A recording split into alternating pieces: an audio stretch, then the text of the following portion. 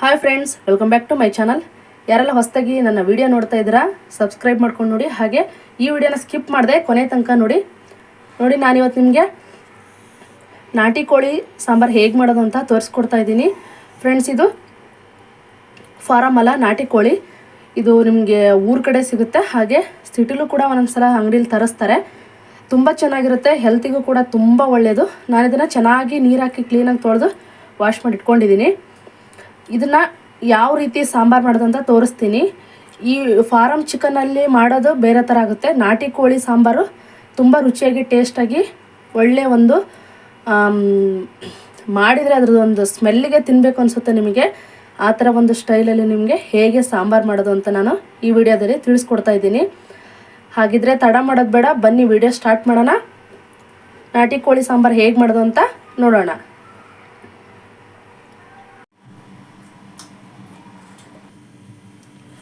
Friends ನೋಡಿ, ಇವಾಗ ಒಂದು ಕುಕ್ಕರ್ ಇಟ್ಬಿಟ್ಟು ಚಿಕನನ್ನು ಬೇಯಿಸ್ಕೊಳ್ಳೋದಕ್ಕೆ ನಾನು ಇವಾಗ ಒಂದು 2 ಸ್ಪೂನ್ ಆಯಿಲ್ ಹಾಕ್ಕೊತಾ ಇದ್ದೀನಿ.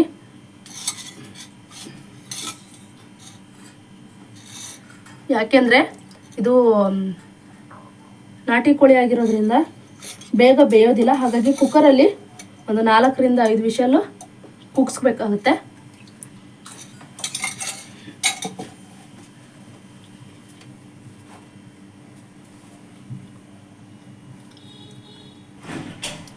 ನೋಡಿ, ಇವಾಗ ಎಣ್ಣೆ ಬಿಸಿ ಆಗಿದೆ.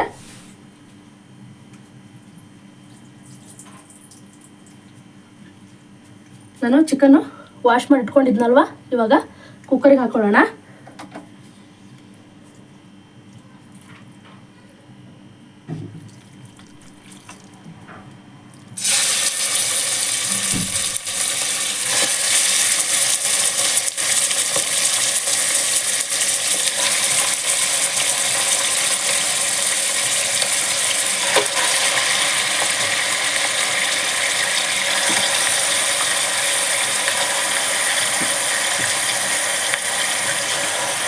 ಫ್ರೆಂಡ್ಸ್, ಇದು ನಾಟಿ ಕೋಳಿ ಅಲ್ವಾ, ಬೇಗ ಬೇಯೋದಿಲ್ಲ. ಹಾಗಾಗಿ ಕುಕ್ಕರಲ್ಲಿ ಸ್ವಲ್ಪ ಬೇಯಿಸ್ಕೊಳ್ಳೋಣ.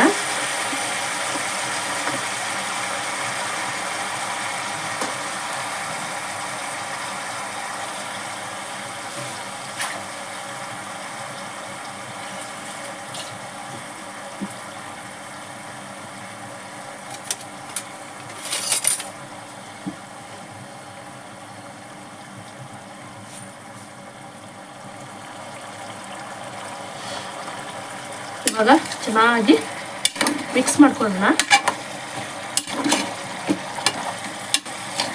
ತುಂಬ ಚೆನ್ನಾಗಿರುತ್ತೆ ಫ್ರೆಂಡ್ಸ್. ಇದು ನಮಗೆ, ನಾವು ಸಿಟಿಲಿ ಇರೋದ್ರಿಂದ ನಮಗೆ ನಾಟಿ ಕೋಳಿ ತುಂಬ ರೇರ್ ಸಿಗೋದು.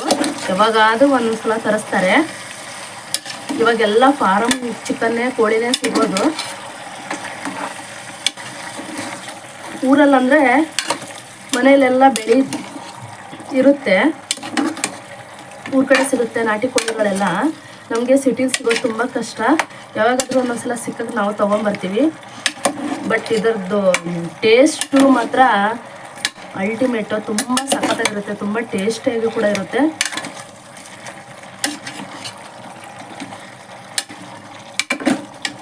ನಾನಿವತ್ತು ನಿಮಗೆ ನಮ್ಮ ಮಲ್ನಾಡು ಸ್ಟೈಲು, ಶಿವಮೊಗ್ಗ ಸೈಡ್ ಕಡೆ ನಮ್ಮ ಮಲ್ನಾಡು ಸ್ಟೈಲ್ ಹೇಗೆ ನಾಟಿ ಕೋಳಿ ಸಾಂಬಾರು ಮಾಡೋದು ಅಂತ ತೋರಿಸ್ಕೊಡ್ತಾ ಇದ್ದೀನಿ ಫ್ರೆಂಡ್ಸ್. ಹಾಗೆ ಯಾರೆಲ್ಲ ನಮ್ಮ ಶಿವಮೊಗ್ಗ ಸೈಡ್ನವ್ರು ಇದ್ದೀರಾ ನನಗೆ ಕಮೆಂಟ್ ಮಾಡಿ. ನಾನು ಇದಕ್ಕೆ ಇವಾಗ ಇದ್ರ ಜೊತೆ ಕಾಂಬಿನೇಷನ್ ಆಗಿ ಕಡುಬು ಮಾಡ್ತಾ ಇದ್ದೀನಿ.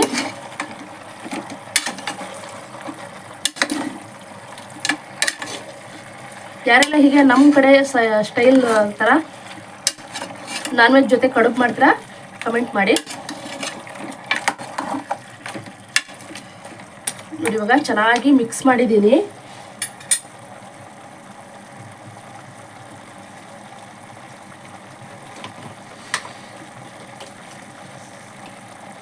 ಇವಾಗ ಇದಕ್ಕೆ ಸಾಲ್ಟ್ ಹಾಕ್ಕೊತಾ ಇದ್ದೀನಿ, 1-2 ಸ್ಪೂನು.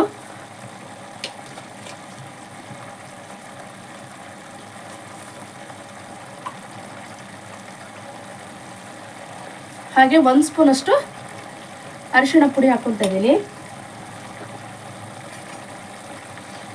ಇವಾಗ ಚೆನ್ನಾಗಿ ಬಂದು ಮಿಕ್ಸ್ ಕೊಡೋಣ.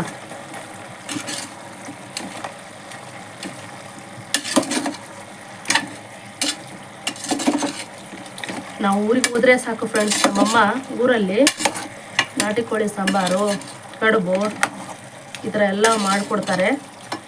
ಎಷ್ಟು ಚೆನ್ನಾಗಿರುತ್ತೆ ಹಳ್ಳಿ ಲೈಫು. ಅಲ್ಲಿ ವಾತಾವರಣ, ಅಲ್ಲಿ ಇರೋ ಕ್ಲೈಮೇಟ್ಗೆ ಅಲ್ಲೇ ಇರಬೇಕು ಅನಿಸುತ್ತೆ. ಆದರೆ ಏನು ಮಾಡೋದು, ಜೀವನ ಸಾಗಿಸ್ಲೇಬೇಕು, ಹಾಗಾಗಿ ಸಿಟಿಗೆ ಬರಲೇಬೇಕು. ನೋಡಿ ಈ ಥರ ಸಾಲ್ಟು ಮತ್ತು ಅರಿಶಿಣ ಪೌಡ್ರ್ ಹಾಕಿ ಚೆನ್ನಾಗಿ ಮಿಕ್ಸ್ ಮಾಡಿದೆ. ಇವಾಗ ಇದಕ್ಕೆ 1-2 ರಿಂದ 3 ಗ್ಲಾಸು ನೀರು ಹಾಕ್ಬಿಟ್ಟು ಬೇಯೋದಕ್ಕೆ ಇಡೋಣ.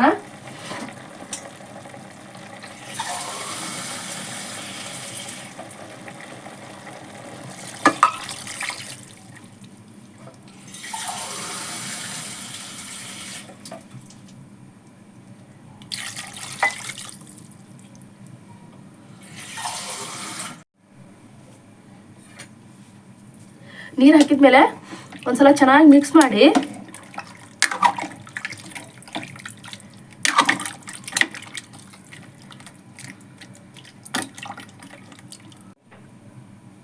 ಫ್ರೆಂಡ್ಸ್, ಇವಾಗ ಕುಕ್ಕರ್ ಮುಚ್ಚಿಬಿಟ್ಟು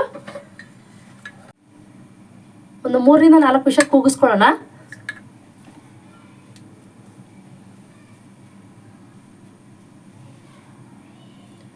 ಇವಾಗ ಚಿಕನ್ ಬೇಯಷ್ಟರಲ್ಲಿ ನಾವು ಸಾಂಬಾರಿಗೆ ಏನೇನು ಬೇಕೋ ಮಸಾಲೆನ ರೆಡಿ ಮಾಡ್ಕೊಳ್ಳೋಣ. ಫ್ರೆಂಡ್ಸ್, ನಾನಿಲ್ಲಿ 1 ತೆಂಗಿನಕಾಯಿ ತೊಗೊಂಡಿದ್ದೀನಿ, ಹಾಗೆ ಒಂದು 3 ಈರುಳ್ಳಿ ತೊಗೊಂಡಿದ್ದೀನಿ, 1 ಗಡ್ಡೆ ಬೆಳ್ಳುಳ್ಳಿ, ಹಾಗೆ ಒಂದು 2 ಇಂಚಷ್ಟು ಶುಂಠಿ ತೊಗೊಂಡಿದ್ದೀನಿ. ಇವಾಗ ಕೊಬ್ಬರಿ, ಈರುಳ್ಳಿ, ಬೆಳ್ಳುಳ್ಳಿ ಮತ್ತು ಶುಂಠಿ ಎಲ್ಲ ಕ್ಲೀನಾಗಿ ನೀಟಾಗಿ ಕಟ್ ಮಾಡಿಕೊಂಡು ಫ್ರೈ ಮಾಡ್ತೀನಿ. ಹೇಗೆ ಮಾಡೋದು ಅಂತ ನಿಮ್ಗೆ ತೋರಿಸ್ತೀನಿ.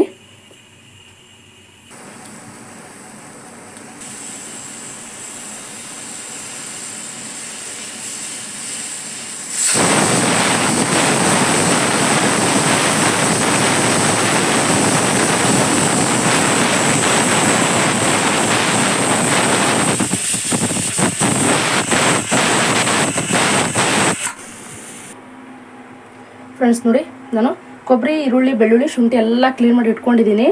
ಇವಾಗ ನೆಕ್ಸ್ಟು ಒಂದು ತವಾದಲ್ಲಿ ಎಲ್ಲನೂ ನೀಟಾಗಿ ಫ್ರೈ ಮಾಡ್ಕೊಳ್ಳೋಣ.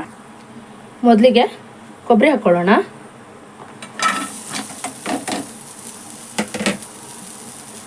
ಇವಾಗ ಇದನ್ನು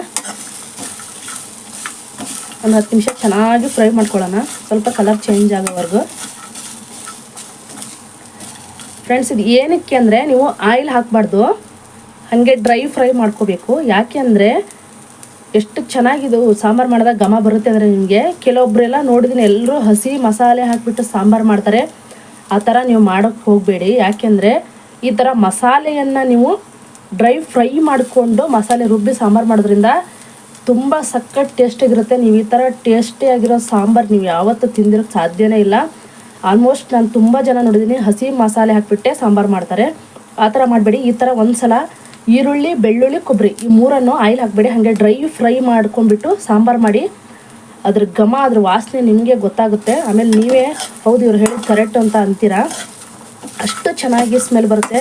ನೀವು ಸಾಂಬಾರು ಮಾಡ್ತಾ ಇದ್ರೇ ಅಷ್ಟೇ, ನೀವು 1 ಕಿಲೋಮೀಟ್ರ್ವರೆಗೂ ಬೇರೆಯವ್ರಿಗೆ ಸ್ಮೆಲ್ಲು ಮೂಗಿಗೆ ತಾಕ್ತಾ ಇರುತ್ತೆ. ಯಾರ ಮನೇಲಪ್ಪ ನಾನ್ ವೆಜ್ ಮಾಡ್ತಾಯಿದ್ರೆ ಎಷ್ಟು ಚೆನ್ನಾಗಿ ಸ್ಮೆಲ್ ಬರ್ತಾಯಿದೆ, ವಾಸನೆಗೆ ತಿನ್ನಬೇಕು ಅನ್ನಿಸ್ತಾ ಇದೆ ಅಂತ ಹೇಳ್ತಾರೆ. ಅಷ್ಟು ಚೆನ್ನಾಗಾಗುತ್ತೆ. ಒಂದ್ಸಲ ಟ್ರೈ ಮಾಡಿ ನೋಡಿ. ಹಾಗೆ ಮಾಡಿ ತಿಂದ್ಬಿಟ್ಟು ನನಗೆ ಕಮೆಂಟ್ ಮಾಡಿ ಹೇಗಿತ್ತು ಅಂತ. ನೋಡಿ, ಈ ಥರ ಚೆನ್ನಾಗಿ ಫ್ರೈ ಮಾಡ್ಕೋಬೇಕು. ನಿಮಗೆ ಫ್ರೈ ಮಾಡಬೇಕಾದ್ರೇ ಎಷ್ಟು ಘಮಘಮಾತ ಸ್ಮೆಲ್ ಬರುತ್ತೆ ಗೊತ್ತಾ, ಒಳ್ಳೆ ಫ್ಲೇವರ. ಈ ಥರ ಈರುಳ್ಳಿ, ಬೆಳ್ಳುಳ್ಳಿ, ಕೊಬ್ಬರಿ 3 ಫ್ರೈ ಮಾಡ್ಕೋಬೇಕು. ಫ್ರೆಂಡ್ಸ್, ಇದ್ರ ಜೊತೆಗೆ ನಾನು ನಿಮಗೆ ಒಂದು ವಿಚಾರನ ಶೇರ್ ಮಾಡಬೇಕು ಅಂತ ಇದ್ದೀನಿ. ಸುಮಾರಷ್ಟು ಜನರು ಎಲ್ಲರೂ ಅಷ್ಟೇ, ಯಾರಾದರೂ ಏನಾದರೂ ಮಾಡ್ತಿದ್ದಾರೆ ಅಂದರೆ ಎಲ್ಲರೂ ಅವರಿಗೆ ಒಂದು ಇವಳೇನಪ್ಪ ಅದು ಮಾಡ್ತಿದ್ದಾಳೆ, ಇದು ಮಾಡ್ತಿದ್ದಾಳೆ, ಹಾಗೆ ಹೀಗೆ ಅಂತ ಕಮೆಂಟ್ಗಳು ಕೊಡೋದು ಜಾಸ್ತಿ. ಅದಕ್ಕೆಲ್ಲ ತಲೆ ಕೆಡಿಸ್ಕೋಬಾರ್ದು. ಯಾರು ನಮಗೆ ಅಯ್ಯೋ ಇವಳು ನೋಡೋಕ್ಕೆ ಹೆಂಗಿದ್ದಾಳೆ, ಹಂಗಿದ್ದಾಳೆ, ಇವಳಿಂದ ಏನಾಗುತ್ತೆ ಅಂತ ಅನ್ನೋರ ಮುಂದೆ ಅವರೇ ನಮಗಿದನ್ನು ಸಾಧನೆ ಮಾಡೋಕ್ಕೆ ಒಂದು ಇದಾಗುತ್ತೆ ಅಂತ ಹೇಳ್ಬೋದು. ಅವ್ರ ಮುಂದೆ ನಾವೇನು ಹೇಗೆ ಅಂತ ನಾವು ಮಾಡಿ ತೋರಿಸ್ಬೇಕು. ಅವ್ರ ಮುಂದೆನೇ ನಾವು ಬೆಳೆದು ತೋರಿಸ್ಬೇಕು. ಯಾರು ಏನಂದ್ರು ಅವ್ರ ಬಗ್ಗೆ ತಲೆ ಕೆಡ್ಸ್ಕೊಳಕ್ಕೆ ಹೋಗಬಾರ್ದು. ನಮ್ಮ ಕೆಲಸ ನಾವಿರೋದು ಹೇಗೆ ಅಂತ ನಮಗೆ ಗೊತ್ತಿರುತ್ತೆ, ಬೇರೆಯವ್ರಿಗೆ ಗೊತ್ತಿರಲ್ಲ. ಹಾಗಾಗಿ ನಾವು ಏನೇ ಕೆಲಸಗಳನ್ನು ಮಾಡಲಿ ಅದು ನಮ್ಮ ಇಷ್ಟ, ಅದು ನಮಗೆ ಗೊತ್ತಿದ್ದೇ ನಾವು ಹೇಗೆ ಮಾಡಬೇಕು ಏನು ಮಾಡಬೇಕು ಅಂತ ಗೊತ್ತಿದ್ದೇ ಮಾಡ್ತೀವಿ ಹೊರತು ಗೊತ್ತಿಲ್ಲದೆ ಯಾರೂ ಮಾಡಲ್ಲ. ಅದರಿಂದ ಬೇರೆಯವ್ರ ಬಗ್ಗೆ ತಲೆ ಕೆಡ್ಸ್ಕೊಳಕ್ಕೆ ಹೋಗಬೇಡಿ. ನಮಗೆ ನಮ್ಮ ಮನೆಯವ್ರ ಸಪೋರ್ಟ್ ಇದ್ದರೆ ಅಷ್ಟೇ ಸಾಕು, ಬೇರೆಯವ್ರ ಬಗ್ಗೆ ತಲೆ ಕೆಡ್ಸ್ಕೊಳ್ಳೋ ಅವಶ್ಯಕತೆಯೇ ಇಲ್ಲ. ನೋಡಿ ಈ ಥರ ಕಲರ್ ಚೇಂಜ್ ಆಗ್ತಾಯಿದೆ.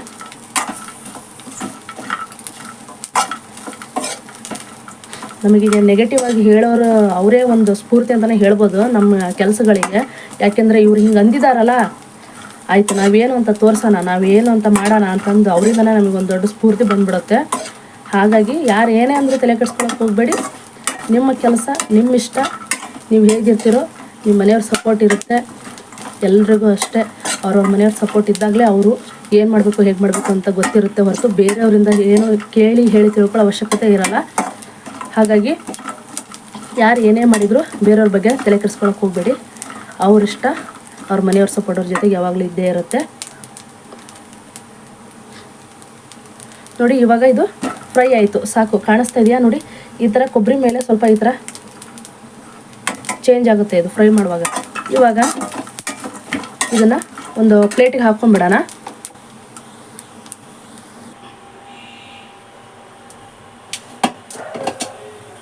ಫ್ರೆಂಡ್ಸ್ ನೋಡಿ, ಇವಾಗ ನಾನು ಇದನ್ನು ಒಂದು ತಟ್ಟೆಗೆ ಹಾಕ್ಕೊತಾ ಇದ್ದೀನಿ. ನೆಕ್ಸ್ಟು ಇವಾಗ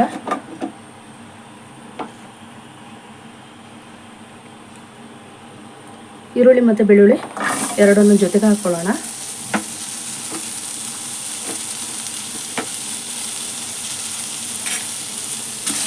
ಇವಾಗ ಇದನ್ನು ಅಷ್ಟೇ ಕಲರ್ ಚೇಂಜ್ ಆಗೋವರೆಗೂ ಫ್ರೈ ಮಾಡ್ಕೊಳ್ಳೋಣ.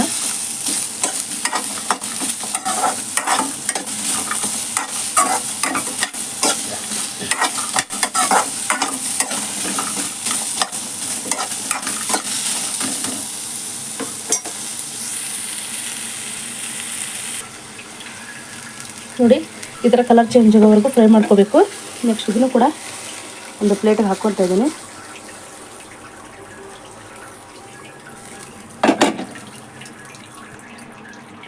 ಹಾಗೆ ಇಲ್ಲಿ ಟೊಮೊಟೊ ಹಣ್ಣು 2 ತೊಗೊಂಡಿದ್ದೀನಿ. ದೊಡ್ಡ ಟೊಮೊಟೊ ಹಣ್ಣಿದ್ರೆ 2 ತೊಗೊಳ್ಳಿ, ಚಿಕ್ಕದಿದ್ದರೆ ಟೊಮೊಟೊ ಒಂದು 3 ತೊಗೊಳ್ಳಿ. ಇವಾಗ ಇದನ್ನು ಕೂಡ ಚೆನ್ನಾಗಿ ಫ್ರೈ ಮಾಡ್ಕೋಬೇಕು. ಏನಕ್ಕೆ ಟೊಮೊಟೊ ಹಾಕ್ತಾಯಿದ್ದೀನಿ ಅಂದರೆ, ನೀವು ನಾನ್ ವೆಜ್ ಯಾವುದೇ ಸಾಂಬಾರುಗಳು ಮಾಡಲಿ, ಮೊಟ್ಟೆ ಸಾಂಬಾರು, ಆಮೇಲೆ ಚಿಕನ್ ಸಾಂಬಾರು, ಆಮೇಲೆ ಮಟನ್ ಸಾಂಬಾರು, ಯಾವುದೇ ಸಾಂಬಾರು ಮಾಡಲಿ ನಾನ್ ವೆಜ್ಜಿಗೆ ಹುಣಸೆ ಹಣ್ಣನ್ನು ಹುಳಿನ ಹಾಕಬಾರ್ದು.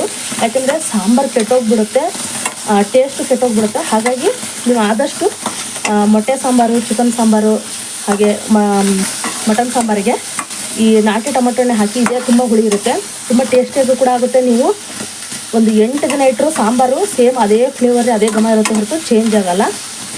ಮತ್ತು ಫಿಶ್ ಸಾಂಬಾರಿಗಷ್ಟೇ, ಮೀನು ಸಾಂಬಾರಿಗಷ್ಟೇ ನೀವು ಹುಣಸೆ ಹುಳಿಯನ್ನು ಬಳಸಬೇಕು. ಮಿಕ್ಕಿದ್ದೆಲ್ಲದಕ್ಕೂ ಟೊಮೊಟೊ ಹಣ್ಣೆ ಹಾಕಬೇಕು. ನೋಡಿ ಕೊಬ್ಬರಿ, ಈರುಳ್ಳಿ, ಬೆಳ್ಳುಳ್ಳಿ ಎಲ್ಲ ಚೆನ್ನಾಗಿ ಫ್ರೈ ಮಾಡಿ ಇಟ್ಕೊಂಡಿದ್ದೀನಿ. ಇವಾಗ ಟೊಮೊಟೊ ಹಣ್ಣು ಚೆನ್ನಾಗಿ ಫ್ರೈ ಮಾಡ್ಕೊಳ್ಳೋಣ.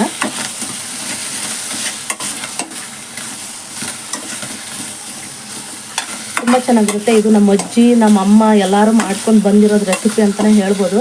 ಯಾಕಂದರೆ ನಮ್ಮ ಅಜ್ಜಿನೂ ಇದೇ ಥರ ಮಾಡ್ತಾಯಿದ್ರು, ನಮ್ಮ ಅಮ್ಮನೂ ಇದೇ ಥರ ಮಾಡ್ತಾಯಿದ್ರು. ಇವಾಗ ನಾನು ಇದೇ ಥರನೇ ಮಾಡ್ತಾಯಿದ್ದೀನಿ. ಇದು ಒಂದು 3 ತಲೆಮಾರುಗಳ ಒಂದು ನಾಟಿ ಸ್ಟೈಲ್ ಸಾಂಬಾರು ಅಂತಲೇ ಹೇಳ್ಬೋದು.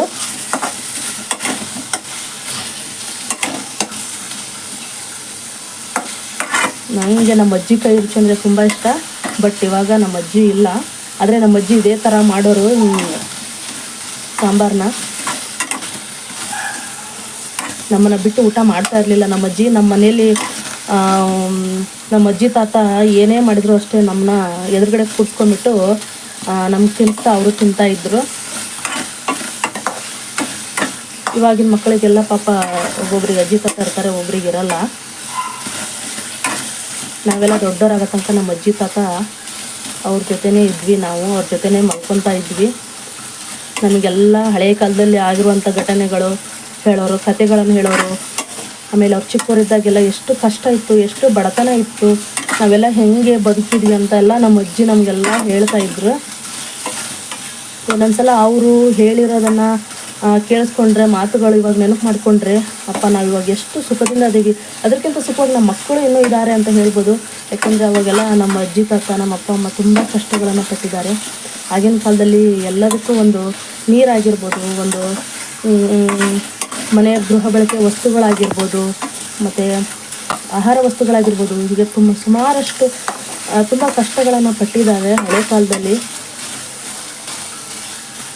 ನೋಡಿ ಇವಾಗ ಫ್ರೈ ಆಗಿದೆ, ಸಾಕು, ಆಫ್ ಮಾಡಿಬಿಡೋಣ ಗ್ಯಾಸು. ಫ್ರೆಂಡ್ಸ್ ನೋಡಿ, ಈರುಳ್ಳಿ ಬೆಳ್ಳುಳ್ಳಿ ಕೊಬ್ಬರಿ ಜೊತೆಗೆ 2 ಏಲಕ್ಕಿ, ಒಂದು 3 ಲವಂಗ, ಒಂದು ಚಿಕ್ಕದು ಚಕ್ಕೆ ಪೀಸ್ ಇಟ್ಕೊಂಡಿದ್ದೀನಿ. ಹಾಗೆ ಇಲ್ಲಿ ಟೊಮೊಟೊ ಫ್ರೈ ಮಾಡಿದ್ರ ಜೊತೆಗೆ ಹಸಿ ಶುಂಠಿ ಮತ್ತು ಕೊತ್ತಂಬರಿ ಸೊಪ್ಪು ಇಟ್ಕೊಂಡಿದ್ದೀನಿ. ಇವಾಗ ಖಾರ ಎಷ್ಟು ಬೇಕೋ ಅಷ್ಟು ನಿಮಗೆ ನೋಡಿಕೊಂಡು ಹಾಕ್ಕೊಳ್ಳಿ. ನಾವಿಲ್ಲಿ ಸ್ವಲ್ಪ ಖಾರ ಜಾಸ್ತಿ ತಿನ್ನೋದ್ರಿಂದ ನಾನು ಸ್ವಲ್ಪ ಖಾರನ ಜಾಸ್ತಿ ಹಾಕ್ಕೊತಿದ್ದೀನಿ. ಯಾಕೆಂದರೆ ಇದು ನಾವು ಊರ ಕಡೆಯಿಂದ ತಂದಿರೋದು ಖಾರದ ಪುಡಿ, ಹಾಗಾಗಿ ತುಂಬ ಸ್ಟ್ರಾಂಗ್ ಇದೆ, ಖಾರ ಇದೆ. ನಾನಿಲ್ಲಿ ನಿಮ್ಗೆ ತೋರಿಸ್ತಾ ಇರೋದು 1 kg ಚಿಕನ್ಗೆ ಎಷ್ಟು ಮಾಡಬೇಕು ಅಂತ ತೋರಿಸ್ತಾ ಇದ್ದೀನಿ. ಹಾಗಾಗಿ 1 kg ಚಿಕನ್ಗೆ 3 ಚಮಚ ಖಾರದ ಪೌಡ್ರನ್ನ ಹಾಕ್ಕೊತಾ ಇದ್ದೀನಿ. ಹಾಗೆ ಒಂದು ಅರ್ಧ ಚಮಚದಷ್ಟು ಧನಿಯಾ ಪೌಡರ್, 1 ಸ್ಪೂನು ಮತ್ತು ಅರ್ಧ ಸ್ಪೂನು, ಹಾಗೆ ಮತ್ತು ಒಂದು ಅರ್ಧ ಸ್ಪೂನಷ್ಟು ಅರಿಶಿಣ ಪುಡಿ. ನೋಡಿದ್ರಲ್ಲ, ಇಷ್ಟು ಇವಾಗ ಮಸಾಲೆ ರುಬ್ಕೊಳ್ಳೋಣ. ಇನ್ನೊಂದು ಸಲ ಹೇಳ್ತೀನಿ, ಈರುಳ್ಳಿ ಬೆಳ್ಳುಳ್ಳಿ ಕೊಬ್ಬರಿ 3 ಡ್ರೈ ಫ್ರೈ ಮಾಡ್ಕೋಬೇಕು. ಆಮೇಲೆ ಏಲಕ್ಕಿ ಲವಂಗ ಚಕ್ಕೆ, ಆಮೇಲೆ ಖಾರದ ಪುಡಿ, ಧನಿಯಾ ಪೌಡರ್, ಅರಿಶಿಣ ಪೌಡರ್, ಹಾಗೆ ಟೊಮೊಟೊ, ಹಸಿ ಶುಂಠಿ, ಕೊತ್ತಂಬರಿ ಸೊಪ್ಪು, ಇಷ್ಟನ್ನು ಇವಾಗ ನಾವು ಮಿಕ್ಸಿಗೆ ಹಾಕ್ಕೊಂಡ್ಬಿಟ್ಟು ಮಸಾಲೆಯನ್ನು ರುಬ್ಕೊಳ್ಳೋಣ. ಫ್ರೆಂಡ್ಸ್ ನೋಡಿ, ಮಿಕ್ಸಿಲಿ ರುಬ್ಕೊಂಡಿದ್ದೀನಿ. ಮಸಾಲೆ ಜಾಸ್ತಿ ಇರೋದ್ರಿಂದ ಅದಕ್ಕೆ ಸ್ವಲ್ಪ 2 ಸಲ ರುಬ್ಕೊಳ್ಳೋಣ ಅಂತ. ನೋಡಿ ಇವಾಗ ಒಂದು ಪಾತ್ರೆಗೆ ಹಾಕಿ ಇಟ್ಕೊತಾ ಇದ್ದೀನಿ ಎಲ್ಲ. ಇವಾಗ ನೆಕ್ಸ್ಟ್ ಇನ್ನೊಂದು ಸ್ವಲ್ಪ ಇದೆ, ಅದನ್ನು ರುಬ್ಕೊಂಡ್ಬಿಡ್ತೀನಿ. ನೋಡಿ ಉಳಿದಿರೋ ಮಸಾಲೆನ ಹಾಕ್ಕೊಂಡಿದ್ದೀನಿ. ಹಾಗೆ ಟೊಮೊಟೊ ಕೂಡ ಇದು ಸ್ವಲ್ಪ ಒಂದು ರೌಂಡ್ ಸಣ್ಣ ಆದಮೇಲೆ ಟೊಮೊಟೊನು ಇದಕ್ಕೆ ಹಾಕ್ಬಿಟ್ಟು ಎಲ್ಲ ರುಬ್ಕೊತೀನಿ. ಫ್ರೆಂಡ್ಸ್ ಫೈನಲಿ ನಮ್ಮ ಮಸಾಲೆ ಎಲ್ಲ ರುಬ್ಬಿ ರೆಡಿ ಆಯಿತು. ಇವಾಗ ಸಾಂಬಾರು ಹೇಗೆ ಮಾಡೋದು ಅಂತ ನಿಮಗೆ ತೋರಿಸ್ತೀನಿ. ನಮ್ಮ ಚಿಕನ್ ಕೂಡ ಚೆನ್ನಾಗಿ ಬೆಂದಿದೆ ನೋಡಿ.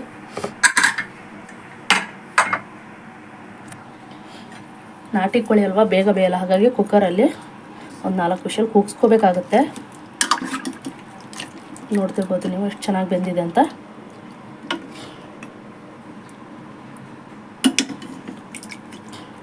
ನೋಡಿ ಇವಾಗ ಫೈನಲಿ ನನಗೆ 3/4 ಭಾಗ ಕೆಲಸ ಮುಗೀತು. ಇನ್ನೇನಿಲ್ಲ, ನಮಗೆ ಇದು ಚಿಕನಿಗೆ ಮಸಾಲೆ ಎಲ್ಲ ಹಾಕಿಬಿಟ್ಟು ಉಪ್ಪು ಹಾಕ್ಬಿಟ್ಟು ಸಾಂಬಾರು ಮಾಡೋಕ್ಕೆ ಇಡೋದು ಅಷ್ಟೇ ಫ್ರೆಂಡ್ಸ್. ಫೈನಲಿ ನಮ್ಮ ಸಾಂಬಾರು ರೆಡಿ ಆಗ್ತಾ ಬಂತು.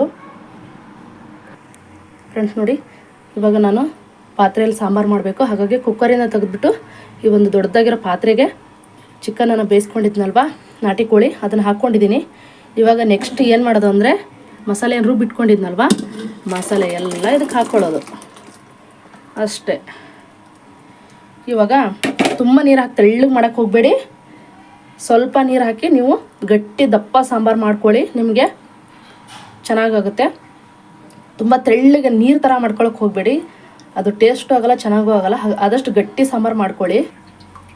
ನೋಡಿ ಮಸಾಲೆ ಎಲ್ಲ ಹಾಕಿಬಿಟ್ಟು ಉಪ್ಪು ನೀವು ನೋಡ್ಕೊಂಡು ಹಾಕ್ಕೊಳ್ಳಿ, ಟೇಸ್ಟ್ ನೋಡಿಬಿಟ್ಟು ಒಂದೇ ಸಲ ಹಾಕ್ಬೇಡಿ. ಯಾಕೆಂದರೆ ನಾವು ಉಪ್ಪು ಹಾಕಿ ಬೇಯಿಸಿರೋದ್ರಿಂದ ಚಿಕನನ್ನು ಉಪ್ಪು ಜಾಸ್ತಿ ಹಾಕೋಕ್ಕೆ ಹೋಗಬೇಡಿ, ಟೇಸ್ಟ್ ನೋಡಿಬಿಟ್ಟು ಆಮೇಲೆ ಹಾಕಿ. ನೋಡಿ ಈ ಥರ ಮಸಾಲೆ ಎಲ್ಲ ಹಾಕಿ ಉಪ್ಪನ್ನು ಟೇಸ್ಟ್ ನೋಡಿ ಸ್ವಲ್ಪ ರುಚಿಗೆ ತಕ್ಕಷ್ಟು ನೋಡಿ ಹಾಕ್ಕೊಂಡ್ಬಿಟ್ಟು ಈ ಥರ ಚೆನ್ನಾಗಿ ಮಿಕ್ಸ್ ಮಾಡಬೇಕು.